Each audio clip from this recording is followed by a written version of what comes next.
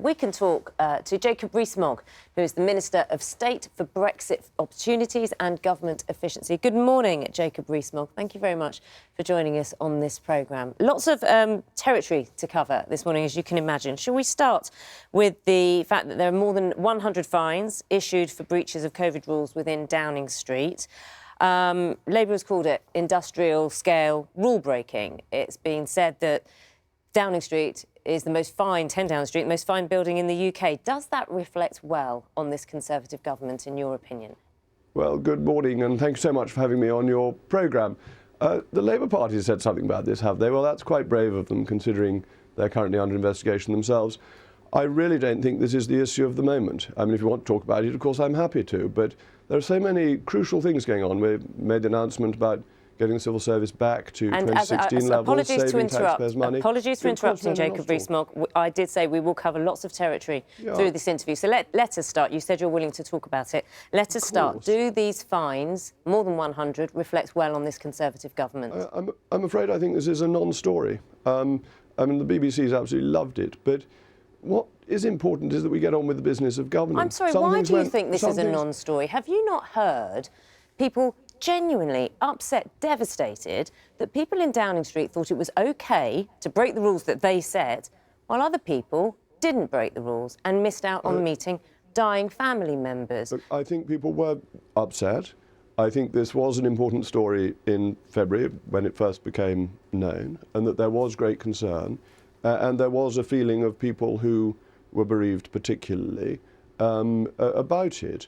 I also think we need to look in the inquiry at the rules to see whether they were proportionate. I met a couple yesterday in Stoke-on-Trent, where the Cabinet went, as you know, who helped people with baby loss. And they were saying to me how cruel it was that fathers weren't able to be present at the birth of their children, particularly, obviously, if it was a stillbirth. And we need to look at that. We need to look at whether these rules were right in the first place, in case we ever have a pandemic again, because I think they were too restrictive. I think not allowing people to provide succour to the dying, comfort to the dying, was a mistake.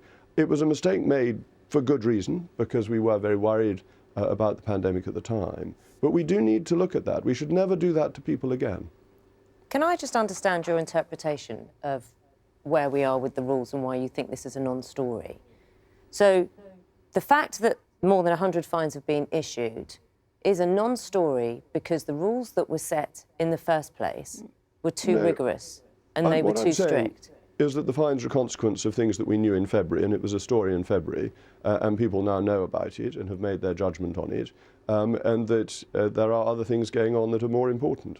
But you believe that the rules that were set around the pandemic were too strict and the government got it wrong with that? As I said, I think I phrased myself quite carefully. It's important that the inquiry looks into this to see whether in hindsight, they were too strict. I think that's an important part of this, and actually I think that will be of greater comfort to people in future if this were ever to happen again. Northern Ireland, something we need to discuss, of course. The Assembly is meeting today for the first time since the elections. Are you concerned, or how concerned are you about its ability to function because of these arguments over the Northern Ireland Protocol, the border agreement signed between the EU and the UK? Well, I understand Sir Geoffrey Donaldson has said that he will not participate in the election of the Speaker of the Stormont Assembly, and therefore the Assembly will not be able to function. I think the Unionists are understandably concerned about the way the Northern Ireland Protocol has been working, and we should be too, because the treaty itself provides for its revision, and that has not been successfully concluded, and it needs to be. It needs to be revised, because it was always agreed that Northern Ireland remained a fundamental part of the United Kingdom and within our customs territory and our regulatory space. When the Northern Ireland Protocol was agreed, does that mean that it was wrong to agree that because it's now not working? No, it doesn't. Those aren't natural consequences. As I say, the treaty provided for its own updating, and there was also an implementation period to allow for further discussions on it. What has gone wrong is that the updating hasn't taken place, I think, in good faith from the EU side, who have simply wanted to apply their rules to the UK. So what's the solution, then, to this deadlock? Well, the solution is that we ensure that Northern Ireland remains a fundamental part of the United Kingdom and is free to trade with us. The only issue is goods that are at risk of going on to the Republic of Ireland, which is a very small percentage of the goods that go into Northern Ireland. But that was always the aim, wasn't it? That was always the aim, and that's why and then there was the deal a was provision. done. The deal was done, saying that the aim had been met. Well, there was a provision, as I said, in the treaty to update it to make it work better, and that's the bit that hasn't worked. Let's talk also about civil servants and this plan. We understand that the government wants to reduce the civil service by as much as 90,000 people. That's around 1 in 5, we understand, 1 in 5 civil servants. Why now? Well, it's trying to get back to the level we were at 2016, and that's obviously before Brexit and before COVID, which did lead to some increase in the civil service. Why now? Well, you should always spend taxpayers' money as efficiently as possible. Governments have no money of their own. It is only money taken from hard-working taxpayers who provide the funds that the state expends. But during an issue with the cost of living and with inflation, you need to have control of budgets, and you need to ensure that things are run as efficiently and as effectively as possible. So it fits in with the overall economic circumstance. At the moment, though, there are departments which have huge backlogs and a significant workload. The Department for Work and Pensions, obviously, especially tackling the cost of living crisis. The Ministry of Justice, there are courts backlogs, the passport delays as well. So if you reduce 20% of the civil servants, will these backlogs just get longer? Well, one of the great successes of the Department of Work and Pensions during the pandemic was the automation of the universal credit. So there is a great deal that you can do in speeding up processes with more automation. The Passport Office and DVLA have had particular problems. DVLA, bear in mind, had a strike, which didn't help, indeed exacerbated the problem considerably.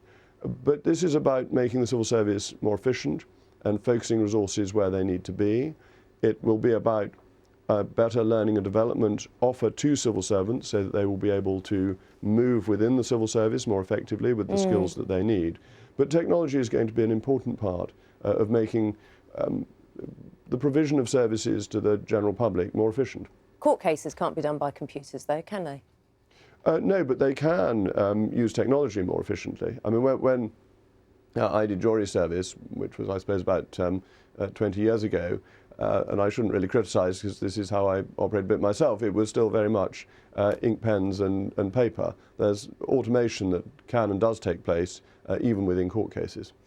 You're the Minister for Government Efficiency. How many are in your department and how many will be cut? Well, the Cabinet Office includes various bits that work for other departments, but we are looking at returning to our target number in 1 year rather than in 3 years. We've already had an employment freeze for the last 6 months or so, and that has helped reduce the numbers to begin with, but we have further to go. So is your department safe or not? All departments are safe, and bear in mind, each Secretary of State will have to make a decision for his or her department. That's an important part of this. It's not a top-down approach. It will be decided by each Secretary of State and indeed arm's-length bodies, because we would expect quangos to be part of this as well. But there's duplication, and we've discovered within the Cabinet Office that you have roles that are a central facility, whether they're accounting or HR or communications, and then you have them within individual departments as well. So will it be natural attrition or will it be redundancy? The average departure is up to 38,000 per annum. So if you look at it on that basis, it's just over 2 years of natural departures. So the hope would very much be that that would be the basis for it. What will these savings be spent on? Will they go towards tax cuts, for example? Well, you'll have to get the Chancellor on to ask him how he'll arrange the tax system. You've proposed it. He'll be delighted, won't he, if you've got some money coming in? My job is to find the savings. It's up to the Chancellor what he does with them. Were you told why you needed to find the savings? Well, I believe in taxpayers' money being spent efficiently, don't you? Well, of course. But up until today, I wasn't aware that civil servant jobs, 1 in 5, were going to be cut in order to pay for that. but that's brilliant. We have agreement, and I think everyone listening I would will like agree lower too. taxes as well, and I imagine lots of people would. Do you agree with that? We want to spend taxpayers' money as efficiently as we possibly can. That's a fundamental duty of government. So you say to me, why am I doing this? I'm doing this because this is a fundamental duty of government. There is no money other than that comes from hard-pressed taxpayers. The burden on them should be as light as possible. Jacob Rees Mogg, thank you very much for your time with us this morning. My pleasure. Minister for Brexit Opportunities and Government Efficiency.